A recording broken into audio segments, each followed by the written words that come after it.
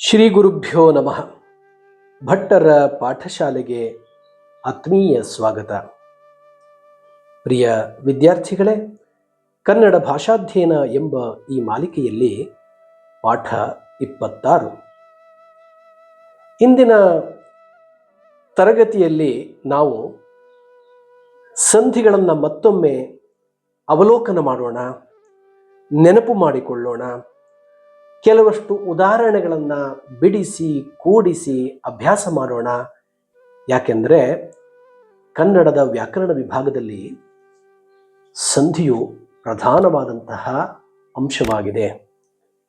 ಇದನ್ನು ನಾವು ಎಷ್ಟು ಹೆಚ್ಚು ಅರ್ಥ ಮಾಡಿಕೊಳ್ಳುತ್ತೇವೆಯೋ ಅಷ್ಟು ಭಾಷೆ ಸುಲಭವಾಗುತ್ತದೆ, ಭಾಷೆ ನಮ್ಮದಾಗುತ್ತದೆ. ಆದ್ದರಿಂದ ಸಂಧಿಗಳು ಈ ಪಾಠದ ಪುನರವಲೋಕನವನ್ನು ನಾವು ನೋಡೋಣ. ಎರಡು ಅಕ್ಷರಗಳು ಪರಸ್ಪರ ಕಾಲ ವಿಳಂಬವಾಗದಂತೆ ಸೇರುವುದೇ ಸಂಧಿ. ಸಂಧಿಗಳಲ್ಲಿ ಎರಡು ವಿಧಗಳು, ಕನ್ನಡ ಸಂಧಿ, ಸಂಸ್ಕೃತ ಸಂಧಿ ಎಂಬುದಾಗಿ. ಕನ್ನಡ ಶಬ್ದಗಳು ಸೇರಿ ಆಗುವ ಸಂಧಿಗಳು ಕನ್ನಡ ಸಂಧಿಗಳು, ಸಂಸ್ಕೃತ ಶಬ್ದಗಳು ಸೇರಿ ಆಗುವ ಸಂಧಿಗಳು ಸಂಸ್ಕೃತ ಸಂಧಿಗಳು. ಸಂಧಿಯಲ್ಲಿ ಎರಡು ಬಗೆಯ ಸಂಧಿಗಳು ಉಂಟಾಗುತ್ತವೆ. ಮೊದಲನೆಯದು ಸ್ವರ ಸಂಧಿ. ಸ್ವರದ ಮುಂದೆ ಸ್ವರ ಬಂದು ಆಗುವ ಸಂಧಿಯೇ ಸ್ವರ ಸಂಧಿ. ಉದಾಹರಣೆಗೆ 100, 6, 106. ಇಲ್ಲಿ 100 ಎಂಬಲ್ಲಿರುವಂತಹ ಉ ಸ್ವರಾಕ್ಷರ, 6 ಎಂಬಲ್ಲಿರುವಂತಹ ಆ ಕೂಡ ಸ್ವರಾಕ್ಷರ. ಇದು ಸ್ವರ ಸಂಧಿಗೆ ಉದಾಹರಣೆ. ಇನ್ನು ವ್ಯಂಜನ ಸಂಧಿ. ಸ್ವರದ ಮುಂದೆ ವ್ಯಂಜನ ಬಂದರೆ ಅಥವಾ ವ್ಯಂಜನದ ಮುಂದೆ ವ್ಯಂಜನವೇ ಬಂದು ಆಗುವ ಸಂಧಿಯನ್ನು ವ್ಯಂಜನ ಸಂಧಿ ಎನ್ನುತ್ತೇವೆ. ಉದಾಹರಣೆಗೆ ಹಳೆ ಕನ್ನಡ, ಹಳಗನ್ನಡ. ಇಲ್ಲಿ ಹಳೆ ಎಂಬಂಥದ್ದು ಸ್ವರ ಇದೆ, ಅದರ ಮುಂದೆ ಇರುವಂತಹ ಕ ಎಂಬ ಅಕ್ಷರ ವ್ಯಂಜನಾಕ್ಷರ. ಆದ್ದರಿಂದ ಇದು ವ್ಯಂಜನ ಸಂಧಿಗೆ ಉದಾಹರಣೆ. ಕನ್ನಡ ಸಂಧಿಯಲ್ಲಿ 3 ವಿಧಗಳು ಇವೆ. ಲೋಪ ಸಂಧಿ, ಆಗಮ ಸಂಧಿ, ಇದು ಸ್ವರ ಸಂಧಿಗಳು. ಆದೇಶ ಸಂಧಿ ಎಂಬುದು ವ್ಯಂಜನ ಸಂಧಿ. ಹೀಗೆ ಪ್ರಧಾನವಾಗಿ ಕನ್ನಡದಲ್ಲಿ 3 ವಿಧವಾದ ಸಂಧಿಗಳನ್ನು ನಾವು ಗಮನಿಸುತ್ತೇವೆ. ಲೋಪಸಂಧಿ, ಆಗಮ ಸಂಧಿ, ಆದೇಶ ಸಂಧಿ ಎಂಬುದಾಗಿ. ಲೋಪಸಂಧಿ, ಆಗಮ ಸಂಧಿ ಇವೆರಡು ಸ್ವರ ಸಂಧಿಗಳಿಗೆ ಉದಾಹರಣೆಗಳು. ಆದೇಶ ಸಂಧಿಯು ವ್ಯಂಜನ ಸಂಧಿಗೆ ಉದಾಹರಣೆ. ಸಂಧಿ ಆಗುವಾಗ ಅಥವಾ ಎರಡು ಸ್ವರಗಳು ಸೇರುವಾಗ ಪೂರ್ವ ಪದದ ಕೊನೆಯ ಸ್ವರ ಲೋಪವಾಗಿ ಉತ್ತರ ಪದದ ಅಥವಾ ಪರಪದದ ಮೊದಲ ಅಕ್ಷರಕ್ಕೆ ಪ್ರಧಾನವಾಗಿ ಬಂದರೆ ಅದನ್ನು ಲೋಪಸಂಧಿ ಎನ್ನುತ್ತಾರೆ. ಗಮನಿಸಿ, ಪೂರ್ವ ಪದ ಮತ್ತೆ ಉತ್ತರ ಪದ. ಇಲ್ಲಿ ಉದಾಹರಣೆಯನ್ನು ನೋಡೋಣ. ಹೇಗಾದರೂ, ಹೇಗೆ ಆದರೂ, ಹೇಗಾದರೂ. ಇಲ್ಲಿ ಪೂರ್ವ ವರ್ಣ ಎ, ಪರವರ್ಣ ಆ. ಮುಂದಿನ ಉದಾಹರಣೆ ಕಾಡಲ್ಲಿ, ಕಾಡು ಅಲ್ಲಿ, ಕಾಡಲ್ಲಿ. ಉ ಮತ್ತು ಅ ವರ್ಣಗಳು ಸೇರುವಂಥದ್ದು. 18, 10, 8, 18. ಇಲ್ಲಿ ಉ ಮತ್ತೆ ಎ ಎಂಬುದು ಪೂರ್ವವರ್ಣ ಮತ್ತು ಪರವರ್ಣ. ಬೇರೊಬ್ಬ, ಇಲ್ಲಿ ಬೇರೆ ಮತ್ತೆ ಒಬ್ಬ. ಬೇರೆ ಎಂಬಲಿನ ಎ, ಒಬ್ಬ ಎಂಬಲಿನ ಓ ಎಂಬುದು ಪೂರ್ವವರ್ಣ ಮತ್ತು ಪರವರ್ಣ ಕ್ರಮವಾಗಿ. ಇನ್ನು ಸ್ವರದ ಮುಂದೆ ಸ್ವರವು ಬಂದಾಗ ಲೋಪಸಂಧಿ ಮಾಡಿದರೆ ಅರ್ಥವು ಕೆಡುವಂತೆ ಇದ್ದರೆ ಎರಡು ಸ್ವರಗಳ ಮಧ್ಯದಲ್ಲಿ ಬೇರೊಂದು ಅಕ್ಷರ ಬರುವುದನ್ನ ಆಗಮ ಸಂಧಿ ಎನ್ನುತ್ತಾರೆ. ಎಲ್ಲಿ ಅರ್ಥ ವ್ಯತ್ಯಾಸವಾಗುತ್ತದೆಯೋ ಅಂತಹ ಸಂದರ್ಭದಲ್ಲಿ ನಾವು ಲೋಪವನ್ನ ಮಾಡುವುದಿಲ್ಲ, ಅಲ್ಲಿ ಆಗಮವನ್ನ ಮಾಡುತ್ತೇವೆ. ಇದು ಆಗಮ ಸಂಧಿ. ಯಕಾರ ಬಂದರೆ ಅದು ಯಕಾರಾಗಮ ಸಂಧಿ. ಉದಾಹರಣೆಯನ್ನ ಗಮನಿಸಿ.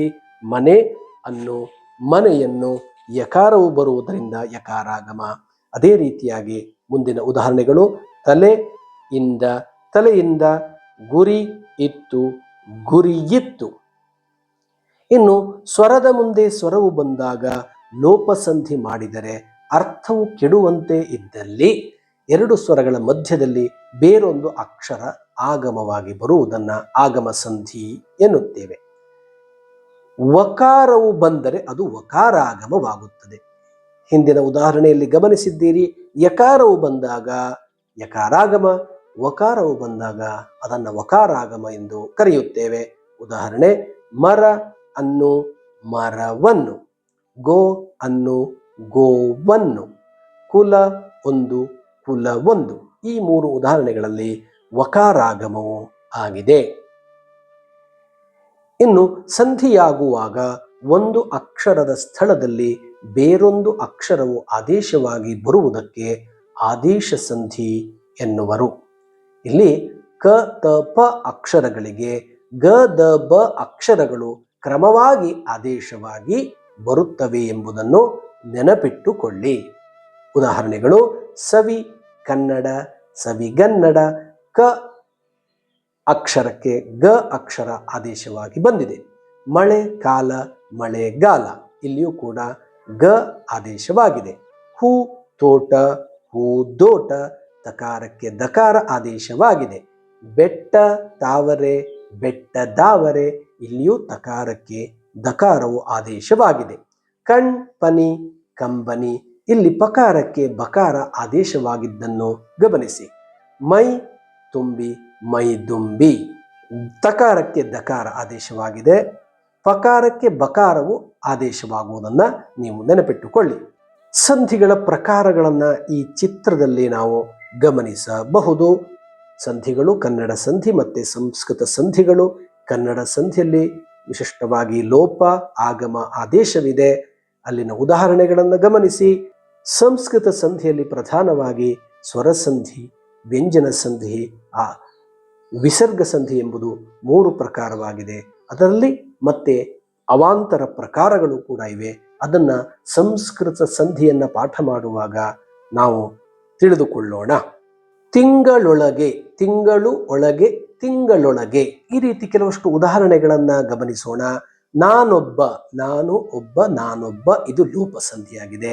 ತಿರುಳು ಅನ್ನು, ತಿರುಳನ್ನು. ಇಲ್ಲಿಯೂ ಲೋಪಸಂಧಿ. ಮರದೊಳಗೆ, ಮರದ ಒಳಗೆ, ಮರದೊಳಗೆ. ಇಲ್ಲಿಯೂ ಕೂಡ ಲೋಪಸಂಧಿಯಾಗಿದೆ. ಒಂದೆರಡು, ಒಂದು ಎರಡು, ಒಂದೆರಡು ಲೋಪ. ವಿದ್ಯಾರ್ಥಿಗಳೇ, ಇಲ್ಲಿ ಪೂರ್ವವರ್ಣಗಳು ಲೋಪವಾಗಿದ್ದನ್ನು ಗಮನಿಸಿ. ಮುಂದೆ ನೋಡೋಣ. ಈ ಪದಗಳನ್ನು ಬಿಡಿಸಿ ಸಂಧಿಯನ್ನು ಹೆಸರಿಸಿ. ಕೆಲವಷ್ಟು ಉದಾಹರಣೆಗಳನ್ನು ನಾವು ಅಭ್ಯಾಸ ಮಾಡೋಣ. ಶಾಲೆಯಲ್ಲಿ, ಜಾಣತನವಿದೆ, ಯಾವುದಾದರೂ, ನಿರಾಸೆಯಿಂದ, ಕೈಗೆಟುಕು, ತಿಂಗಳೊಳಗೆ, ಹತ್ತಾರು, ಹಣ್ಣಾಗಿದ್ದರೆ, ಸಾವಿರಾರು, ನಾನೊಬ್ಬ, ದಾಪುಗಾಲು. ಈ ಪದಗಳನ್ನು ಬಿಡಿಸಿ ಅಲ್ಲಿ ಯಾವ ಪ್ರಕಾರವಾಗಿದೆ ಎಂಬುದನ್ನು ಬರೆದು ತಿಳಿಸಿ.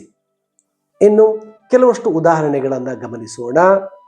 ಕೆಳಗಿನ ಪದಗಳನ್ನು ಬಿಡಿಸಿ ಸಂಧಿಯನ್ನು ಹೆಸರಿಸಿ ಎಂಬುದಾಗಿ ನಿಮ್ಮ ಪರೀಕ್ಷೆಗಳಲ್ಲಿ ಪ್ರಶ್ನೆಗಳು ಬರುತ್ತವೆ. ಅದಕ್ಕೆ ಉತ್ತರಗಳನ್ನು ಈ ರೀತಿಯಾಗಿ ಬರೆಯಬೇಕು. ಅಭ್ಯಾಸ ಮಾಡೋಣ. ಆರಂಭವಾಗು, ಆರಂಭ ಆಗು, ವಕಾರಾಗಮ ಸಂಧಿ. ಮಾಳಿಗೆಯಿಂದ, ಮಾಳಿಗೆಯಿಂದ, ಯಕಾರಾಗಮ ಸಂಧಿ. ದಾಳಿ ಇಡುವ, ದಾಳಿ ಇಡುವ, ಯಕಾರಾಗಮ ಸಂಧಿ. ತಿರುಳನ್ನು, ತಿರುಳು ಅನ್ನು, ಲೋಪಸಂಧಿ. ಹುಟ್ಟೂರು, ಹುಟ್ಟು ಊರು, ಲೋಪಸಂಧಿ. ಬೆತ್ತವನಿಟ್ಟು, ಬೆತ್ತವನು ಇಟ್ಟು. ಇಲ್ಲಿಯೂ ಲೋಪಸಂಧಿ. ಬಂಡೆಗಲ್ಲು, ಬಂಡೆ ಕಲ್ಲು. ಇಲ್ಲಿ ಗಕಾರ ಆದೇಶವಾಗಿರುವಂತಹ ಸಂಧಿ, ಆದೇಶ ಸಂಧಿ.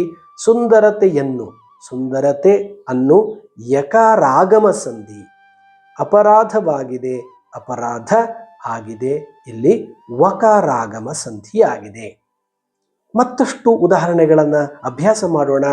ದೇಶಗಳಲ್ಲಿ, ದೇಶಗಳು ಅಲ್ಲಿ, ಲೋಪಸಂಧಿ. ಮರದೊಳಗೆ, ಮರದ ಒಳಗೆ, ಲೋಪಸಂಧಿ. ಬೆಟ್ಟದಾವರೆ, ಬೆಟ್ಟದ ತಾವರೆ, ಬೆಟ್ಟದಾವರೆ. ಇಲ್ಲಿ ಆದೇಶ ಸಂಧಿ. ತಿಳಿಯುವುದಾಗ, ತಿಳಿಯುವುದು ಆಗ. ಇಲ್ಲಿಯೂ ಲೋಪಸಂಧಿ. ಅಭಿರುಚಿ ಇಲ್ಲ, ಅಭಿರುಚಿ ಇಲ್ಲ, ಯಕಾರಾಗಮ ಸಂಧಿ. ವಿದ್ಯಾರೇಖೆಯನ್ನು, ವಿದ್ಯಾರೇಖೆ ಅನ್ನು, ಯಕಾರಾಗಮ ಸಂಧಿ. ಕಡಲುಗಾಲುವೆ, ಕಡಲು ಕಾಲುವೆ, ಗಕಾರ ಆದೇಶವಾಗಿರುವಂತಹ ಸಂಧಿ. ಶುದ್ಧವಾಗು, ಶುದ್ಧ ಆಗು ವಕಾರಾಗಮ ಸಂಧಿ. ನಾನೊಬ್ಬ, ನಾನು ಒಬ್ಬ, ಉ ಲೋಪವಾಗುವಂತಹ ಸಂಧಿ. ಒಂದೆರಡು, ಒಂದು ಎರಡು, ಇಲ್ಲಿಯೂ ಕೂಡ ಅಷ್ಟೇ ಉ ಲೋಪವಾಗುವಂತಹದ್ದು ಸಂಧಿ. ಮುಂದೆ ಕೆಲವಷ್ಟು ಪ್ರಶ್ನೆಗಳನ್ನ ಗಮನಿಸಿ ಅಭ್ಯಾಸ ಮಾಡೋಣ. ಶಾಲೆಯಲ್ಲಿ, ಶಾಲೆ ಅಲ್ಲಿ ಆಗಮ. ಜಾಣತನವಿದೆ, ಜಾಣತನ ಇದೆ, ಇಲ್ಲಿಯೂ ಕೂಡ ಆಗಮ ಸಂಧಿ. ಯಾವುದಾದರೂ, ಯಾವುದು ಆದರೂ, ಇಲ್ಲಿ ಲೋಪಸಂಧಿ. ನಿರಾಸೆಯಿಂದ, ನಿರಾಸೆಯಿಂದ, ಇಲ್ಲಿ ನಿರಾಸೆಯಿಂದ ಯಕಾರಾಗಮ ಸಂಧಿಯಾಗಿದೆ. ಕೈಗೆಟುಕು, ಕೈಗೆ ಎಟುಕು, ಇದು ಲೋಪಸಂಧಿ.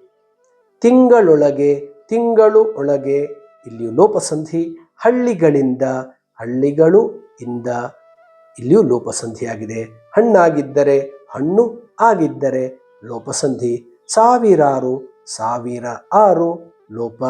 ನಾನೊಬ್ಬ, ನಾನು ಒಬ್ಬ ಲೋಪ. ದಾಪುಗಾಲು, ದಾಪು ಕಾಲು, ಕಕಾರಕ್ಕೆ ಗಕಾರವು ಆದೇಶವಾಗಿರುವಂಥದ್ದು ಆದೇಶ ಸಂಧಿ.